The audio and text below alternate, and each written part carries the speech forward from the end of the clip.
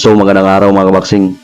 Sa kagatapusan po ng laban na ginanap kanina sa bansang UK, rematch sa pagitan ng former undisputed sa super lightweight division na si Josh Taylor kontra kay Jack Catterall, ay pinatunayan po ni Jack Catterall mga kabaksing na siya dapat ang panalo sa kanilang naunang laban noon.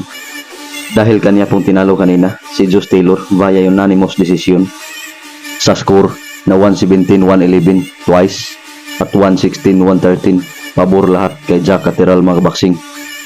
So dahil sa panalo ni Jack Catterall mga kabaksing, ay umabanti na ngayon ang kanyang boxing record sa 29 wins, may 13 KOs at may isang talo lamang.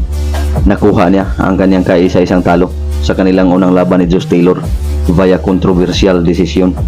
Samantalang si Josh Taylor mga kabaksing ay nalasap ang kanyang dalawang sunod-sunod na talo na bumagsak na ngayon ang kartada sa 19 wins, may 13 KOs at dalawa ng talo.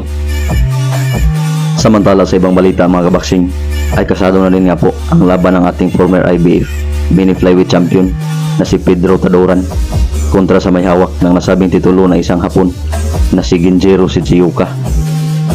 Susubukan ni Pedro Tadoran mga kabaksing na kunin muli ang IBF title. Matatandaan po kasi natin na hawak niya na noon ang nasabing titulo bago pa man napunta ni Genjiro Shichiuka.